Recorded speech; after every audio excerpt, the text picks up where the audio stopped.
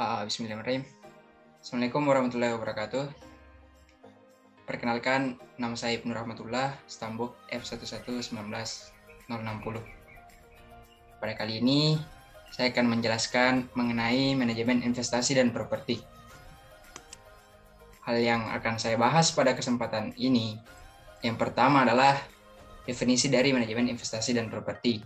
Kemudian yang kedua, jenis properti dan real estate. Kemudian yang ketiga, karakteristik investasi, yaitu tujuan dan keuntungan berinvestasi. Sebelum saya menjelaskan definisi dari manajemen investasi, kita harus tahu dulu definisi dari manajemen, kemudian properti, kemudian real estate, kemudian definisi investasi. Yang pertama, definisi dari manajemen. Manajemen adalah suatu praktek dan disiplin yang harus operasional, mencangkup keseluruhan proses yang berfokus pada hasil dan juga kinerja. Itu dia pengertian manajemen. Kemudian yang kedua, pengertian investasi. Investasi adalah penanaman suatu aset atau modal yang dilakukan oleh perusahaan atau perseorangan dalam waktu tertentu dengan tujuan mendapatkan timbal balik atau keuntungan di masa yang akan datang. Kemudian pengertian properti. Secara umum, properti adalah penyebutan untuk bangunan atau tanah yang dimiliki seseorang. Sedangkan menurut Kamus Besar Bahasa Indonesia, properti adalah harta berupa tanah, bangunan, serta sarana dan prasarana yang tidak terpisahkan dari tanah, hak milik, atau bangunan yang dimaksud. Maka dapat kita simpulkan bahwa pengertian properti adalah suatu hak, baik itu hak milik, hak guna, maupun hak sewa untuk memanfaatkan sebuah bangunan serta sebidang tanah dan apapun yang ada di atas lahan tersebut. Kemudian pengertian real estate, menurut Otoritas Jasa Keuangan, real estate adalah tanah atau semua bangunan fisik termasuk semua benda yang melekat pada tanah tersebut seperti gedung, pohon, dan pagar. Kemudian kita masuk kepada jenis-jenis properti. Jenis-jenis properti atau produk properti dikelompokkan menjadi 4 macam, yaitu yang pertama bangunan komersial.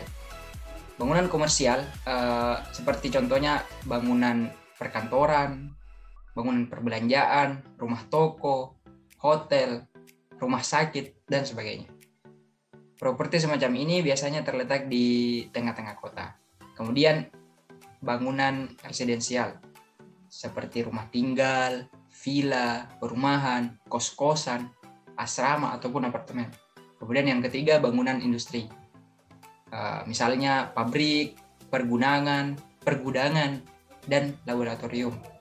Kemudian yang terakhir, bangunan dengan tujuan khusus, seperti sekolah, terminal, bandara, dan tempat ibadah. Jenis real estate. Real estate dikelompokkan ke dalam 2 kategori, yaitu yang pertama residential real estate, yang artinya real estate ini digunakan untuk tempat tinggal seperti perumahan dan rumah susun. Kemudian yang kedua, commercial real estate, contohnya adalah gedung perkantoran dan hotel. Karakteristik investasi. Karakteristik investasi itu ada 4. Yang pertama adalah tidak bergerak. Benda atau barang yang akan dijadikan investasi itu tidak bergerak, seperti tanah dan rumah.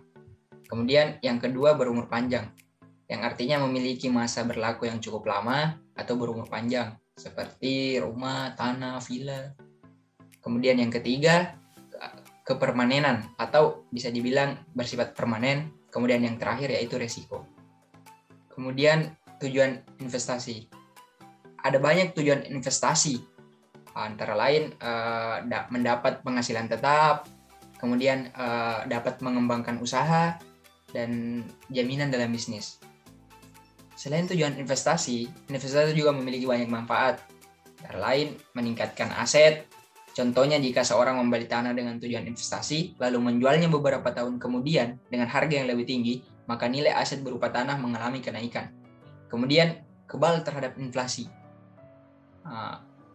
Manfaat investasi juga yaitu harga terus naik per tahun, kemudian perlindungan terhadap pajak, dan imbal hasil yang relatif tinggi. Baiklah, itu saja yang sempat saya jelaskan. Terima kasih atas perhatiannya. Semoga apa yang telah saya sampaikan dapat dimengerti dan bermanfaat untuk kita semua. Sekian. Assalamualaikum warahmatullahi wabarakatuh.